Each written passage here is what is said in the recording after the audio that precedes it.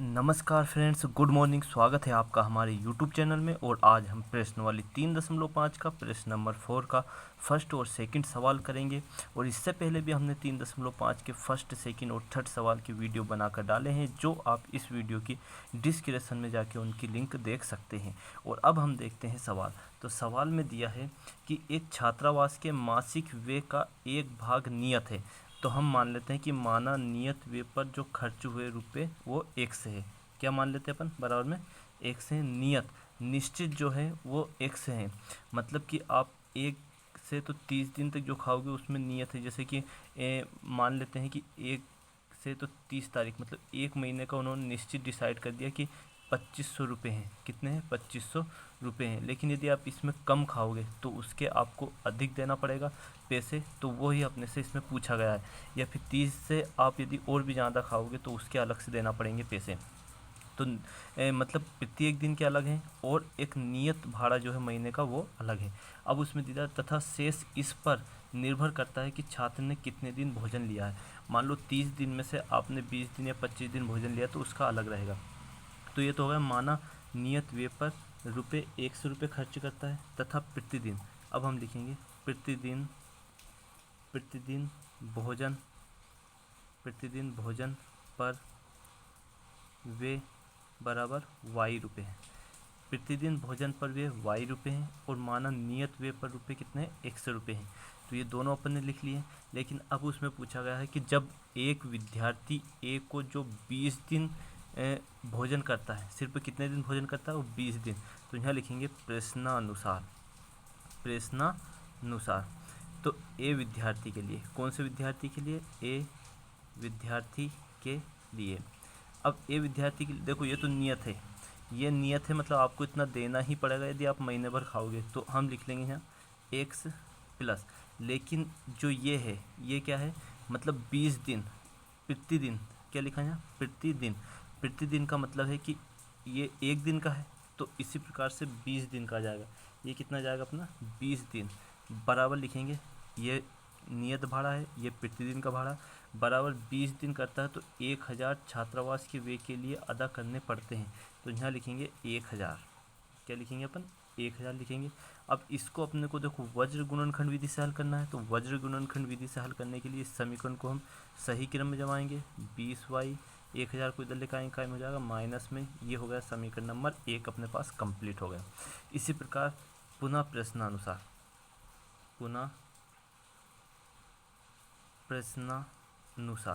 प्रश्न हम बुक में देखकर कर रहे हैं। अब प्रश्नानुसार बी विद्यार्थी के लिए, कौन से के लिए? बी विद्यार्थी के लिए पहला समीकरण हमने ए विद्यार्थी से बनाया। अब दूसरा जो समीकरण है वो बी विद्यार्थी के द्वारा हम बनाएंगे। तो देखो बी विद्यार्थी में क्या बोला है कि जबकि एक विद्यार्थी बी को जो 26 दिन भोजन करता है, छात्रावास के व्यय के लिए 1180 अदा करने पड़ते हैं। अब बी जो है 26 दिन करता है। तो देखो इसमें प्रश्नानुसार तो ये तो नियत व्यय है। नियत तो आपको इतना करना ही है। इसके अलावा 26 दिन वो प्रत्येक दिन खाता है। 26y बराबर में उसको 1180 रुपये जमा करना पड़ता है। कितने जमा करना पड़ता है? 1180। तो इसको भी हम सही क्रम में जमाएंगे। 26y माइनस 1180, ये हो गया इक्वेशन सेकेंड। तो समीकरण 1 और समीकरण 2 अपने पास कंप्लीट है। अब हम क्या करेंगे कि समीकरण 1 व 2 दोनों की तुलना करना अपने को। तो देखो समीकरण यहाँ लिखना अपने को कि समीकरण 1 व 2 की तुलना व्यापक समीकरण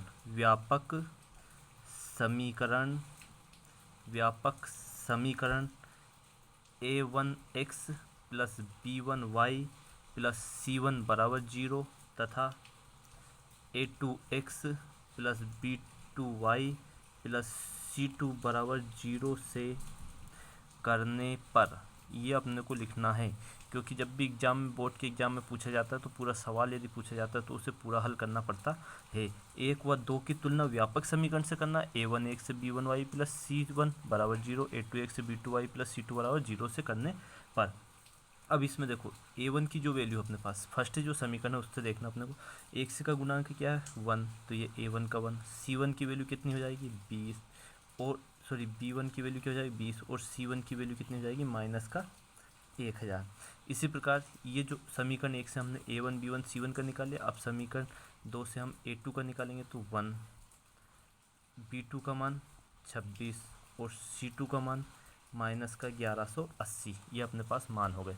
देखो अब अपने पास मान पूरे कंप्लीट है, लेकिन इन्हें करना अपने को वज्र गुणनखंड विधि से। जब एग्जाम में पूछा जाएगा तो उसमें लिखा रहेगा कि इसे वज्र गुणनखंड विधि से हल कीजिए, विलोपन से कीजिए या फिर प्रतिस्थापन विधि से इसे हल करना है। अब अपने पास तीनों मान कंप्लीट है। अब हम क्या करना है, A1 का मान, B1 का मान, C1 का मान, अब इसे वज्र गुणनखंड विधि से अपने को हल करना है। तो देखो अभी जो प्रश्न वाली चल रही है वो वज्र गुणनखंड की चल रही, तो वज्र गुणनखंड विधि, देखो इससे आप प्रतिस्थापन से भी कर सकते हो, विलोपन से भी कर सकते हो, लेकिन वज्र गुणनखंड विधि प्रश्न वाली 3.5 वज्र गुणनखंड से रिलेटेड है, इसलिए इसी विधि से हम अपने को हल करना है। एक्स वाई, अब आपको ये पता होना चाहिए वज्र गुणनखंड विधि। तो देखो एक्स जब भी ये एक से आता है तो वहाँ क्या लिखते हैं अपन, BC माइनस BC लिखते हैं, ठीक। वाई में जब भी लिखते हैं तो क्या लिखते हैं, CA, जब भी लिखते हैं हम तो CA माइनस CA, और 1 में लिखेंगे तो AB माइनस AB। बस इसके बाद आपको क्या याद रखना, हमने पहले किया है 3.5 के स्टार्टिंग वाले पार्ट में, तो 12 21 12 21 12 21 और 12 21, ये वज्र गुणनखंड विधि। बस अब इसमें अपने को जो मान है उसे पुट कर देना है, तो जो मान लिखेंगे हम x, अब यहाँ ध्यान रखना बस गलती कहाँ पर होती है, सबसे ज़्यादा गलती यहीं पर हम करते हैं। तो देखो B1 का मान क्या अपने पास 20 है तो 20 लिख देंगे, इंटू C2 का मान क्या अपने पास, ये देखना है माइनस 1180, बीच में क्या है माइनस ये वाला, देखो इन दोनों का मान रख दिया माइनस। B2 की वैल्यू क्या अपने पास 26 है तो ये 26 लिख देंगे, इंटू C1 का मान क्या है माइनस 1000, तो ये माइनस 1000 अपन ने रख दिया। ठीक, इतना समझ में आ गया। इसी प्रकार अब y की वैल्यू लेके चलेंगे, C1 का मान क्या है माइनस 1000, तो ये लिखा माइनस 1000, इंटू A2 की वैल्यू क्या है 1, इसी प्रकार C2 की वैल्यू क्या है माइनस का 1180, और इंटू में 1, A1 का मान क्या है 1, तो ये मान अपन ने कंप्लीट रख दिया। इसी प्रकार बराबर के इधर अब 1, इसमें अपने को मान रखना A1 का मान तो 1 है, लेकिन B2 का मान क्या है 26 है, ये लिख दिया। इसी प्रकार माइनस A2 का मान भी क्या है 1 है, लेकिन B1 का मान क्या है 20, ये मान अपन ने कंप्लीट रख दी। बस मान अगर आपने सही रख दिए तो आपका सवाल गलत नहीं हो सकता, सिर्फ इसमें इंटू और माइनस प्लस का विशेष ध्यान रखना अपने को। एक्स, इन दोनों का जब हम आपस में गुणा करेंगे तो देखो इसका जब हम गुणा करेंगे तो 2 का डायरेक्ट कर लेते हैं, 0 2 0 तो 2 0 लगा देंगे, 8 दूनी कितना 16 का 6 हासिल 1 2 और 1 3, तो 23,600, फिर बीच में माइनस माइनस क्या हो जाएगा प्लस, 26 का 1 में करेंगे कितना 26,000, ये हो गया, इतना कंप्लीट हो गया, समझ में आ गया होगा। माइनस माइनस क्या होता है प्लस, बराबर y, इन दोनों का देखो तो यहाँ क्या हो जाएगा, ये तो हो जाएगा माइनस का 1000, माइनस माइनस क्या होता है प्लस, इसका भी करेंगे तो 1180, ये हो गया। इसी प्रकार बराबर ये तो 26 माइनस क्या हो जाएगा 20, इतना सभी को आ गया होगा समझ में, बहुत सरल सवाल है, बस एक बार आपको याद होना चाहिए वज्र गुणनखंड विधि। अब इन दोनों को देखो, ये दोनों सॉरी ये यहाँ क्या माइनस का, क्योंकि माइनस प्लस माइनस, अब इन दोनों में से जब हम घटाएंगे तो 26 में से 23,600 घटाएंगे, कितने 26 में से 23,000, तो जब इसको घटाएंगे तो इसको घटाने पर आएगा अपना कितना 2400, कितना जाएगा 2400, घटा के देखना जो आएगा वो 2400 आ जाएगा। इन दोनों में से घटाएंगे तो कितना हो जाएगा y बटा 180, वो भी प्लस का, बड़ी संख्या प्लस की, इधर भी क्या बड़ी संख्या प्लस की, और इधर जब हम घटाएंगे तो 1/6, वो भी बड़ी संख्या कहेंगे प्लस की। बस अब इसमें क्या रखना, एक बार इसके साथ अपने को बराबर में 1/6 रखना है, और एक बार y के साथ भी अपने को क्या रखना है 1/6। तो देखो इसको हम उधर पहुंचा देंगे, जब हम उसको उधर पहुंचाएंगे तो x बराबर 2400/6, तो 6 चुको 24, मतलब कितनी बार 400 बार, तो x की वैल्यू आ जाएगी 400, y का निकालेंगे तो 180/6, 6×18 मतलब 30। तो देखो यहाँ जो मान आएगा अपना निकल के वो आ जाएगा x बराबर तो 400 और y बराबर कितना आ जाएगा 30, तो यही अपना क्या रहेगा आंसर। मतलब कि नियत व्यय जो है, नियत व्यय रहेगा अपना 400 रुपये और प्रतिदिन खाने पे जो खर्च हो रहा है वो कितना रहेगा, 30 रुपये होगा। तो यही अपना आंसर लास्ट में, बस इसमें इतना लिखना है कि नियत व्यय 400 रुपये और प्रतिदिन का खाने पे 30 रुपये खर्च होगा। अब इसी प्रकार से अब हम देखते हैं दूसरा सवाल।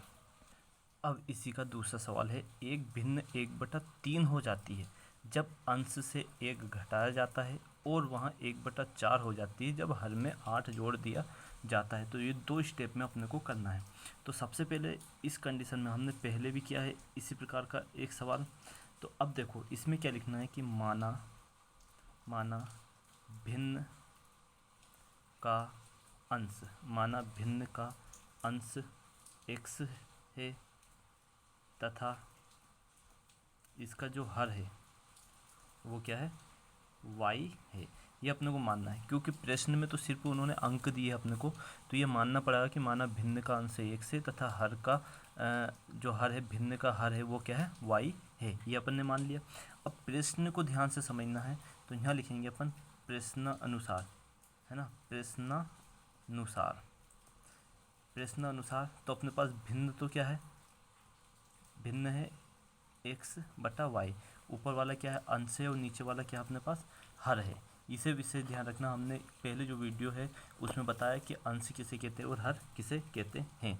अब प्रश्न अनुसार भिन्न ये अपने पास। अब सवाल में क्या दिया है, देखो ये एक भिन्न 1/3 हो जाती है। देखो उलट के दिया उन्होंने कि एक भिन्न 1/3 कब होगी, जब अंश में से 1 घटाया जाएगा, जब अंश में से हम 1 घटाएंगे। तो हम यहाँ लिख लेते हैं x/y लिखा, अंश क्या है ऊपर है, तो इसमें से हम 1 घटाएंगे तो वो 1/3 हो जाती है। क्या हो जाती है, भिन्न 1/3 हो जाती है। अब इसे हल करेंगे, इसका इधर और इसका इधर गुना करेंगे, तो देखो इसका इधर करेंगे तो 3x - 3 बराबर y।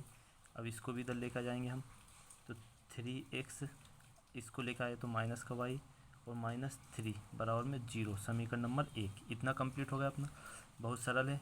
अब इसी प्रकार से दूसरी स्टेप जो है उसमें ध्यान से देखना अपने को। हम दूसरी स्टेप यहाँ पर कर लेते हैं कि पुनः प्रश्नानुसार, पुनः प्रश्नानुसार पुनः प्रश्न अनुसार x/y लिखा। अब उसमें लिखा है कि वहाँ 1/4 हो जाती है जब हर में 8 जोड़ दिया जाता है। तो हर में जब हम 8 जोड़ देंगे तो वहाँ क्या हो जाती है, 1/4 हो जाती है। तो हर क्या है, ये है, इसमें हम 8 जोड़ देंगे तो वो क्या हो जाएगी, 1/4। 4 का इधर करेंगे तो 4x बराबर y + 8, ये होगा इतना। तो 4x दोनों को इधर लेकर आएंगे तो माइनस और ये माइनस बराबर में 0, ये हो गया इक्वेशन सेकंड। तो इक्वेशन फर्स्ट और इक्वेशन सेकंड मतलब समीकरण 1 और समीकरण 2 अपने पास कंप्लीट है। अब इसमें सिर्फ वर्ग गुणनखंड विधि से हम करेंगे। तो यहाँ लिखना है कि समीकरण 1 व 2 की तुलना व्यापक समीकरण a1x b1y + c1 बराबर 0 तथा a2x + b2y + c2 बराबर 0 से करने पर। अब जब तुलना करेंगे तो देखो दोनों मान है, समीकरण 1 और समीकरण 2 अपने पास कंप्लीट है। तो a1 की वैल्यू 3, b1 की वैल्यू -1 और c1 की वैल्यू -3। इसी प्रकार a2 की वैल्यू क्या अपने पास 4, b2 की वैल्यू क्या है -1 और c2 की वैल्यू क्या है -8। ये अपने पास मान कंप्लीट हो गए। मान विशेषकर आपने गलत मान यदि रख दिए तो पूरा सवाल गलत हो जाएगा। अब वज्र गुणनखंड विधि हम इतने सवाल कर चुके हैं, आपको रटा गई होगी वैसे। b1 c2 b2 c1, यहाँ जाएगा bc वाला, y में क्या जाएगा ca - ca और 1 में क्या हो जाएगा ab - ab। बस ये याद रखना, 12 21 और इधर भी 12 21 मान अपने को रखना है। तो देखो मान जब हम रखेंगे तो b1 का मान क्या है x, b1 का मान क्या है -1 इंटू c2 का मान क्या है अपने पास -8, ये रख देंगे हम। फिर बीच में ये वाला माइनस है, ध्यान रखना माइनस ये वाला, b2 का मान -1, c1 का मान -3, ये रखा बराबर। अब y को लेके चलेंगे, c1 का मान -3, A2 का मान 4, C2 का मान -8 और A1 का मान 3, ये रख दिया। इसी प्रकार से A1 का मान 3, B2 का मान क्या है अपने पास -1, माइनस लगा A2 का मान 4 और B1 का मान -1। ये हमने सभी मान रख लिए। इतना आपको अच्छे समझ में आया होगा। मान रखना और मान में यदि आपने मिस्टेक करी तो पूरा सवाल अपना गलत हो जाएगा। तो x माइनस माइनस प्लस का क्या हो जाएगा 8, minus minus plus, plus minus क्या हो जाएगा माइनस, 3 एकम 3, ये विषय ध्यान रखना। माइनस माइनस प्लस ऑलरेडी यहीं पर हो रहा है, लेकिन इस प्लस का गुना माइनस में करेंगे तो माइनस आएगा, बराबर y 4 तिया 12 माइनस का, माइनस माइनस प्लस, 8 को 8, 8 16, 8 तिया 24, बराबर 3 एकम 3 माइनस का, माइनस माइनस प्लस, ये 4, इतना आ गया कंप्लीट। बस अब इसे हल करेंगे हम। तो x 8 में से 3 गया तो 5 बचेगा, y 24 में से 12 गए तो 12, और यहाँ 1 में ये क्या बचेगा 1, क्योंकि 4 में से 3 गए तो 1। बस प्लस माइनस का ध्यान रखना, बड़ी संख्या प्लस की, यहाँ भी बड़ी संख्या प्लस की। अब हम क्या करेंगे, 1/5 के साथ 1 लिख लेंगे, और y/12 के साथ भी क्या लिखेंगे 1/1। अब इन्हें हल करेंगे तो x से बराबर कितना जाएगा 5 और y बराबर कितना जाएगा 12। तो अतः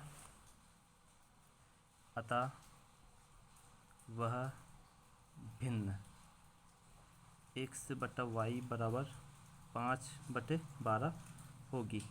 ये अपने को ज्ञात करना था कि इसका जो भिन्न है वो क्या निकलेगा 5/12 होगी। तो यदि वीडियो आपको पसंद आया हो तो लाइक और कमेंट्स का ज़रूर बताइए, अपने दोस्तों के साथ शेयर करें। जय हिंद, जय भारत।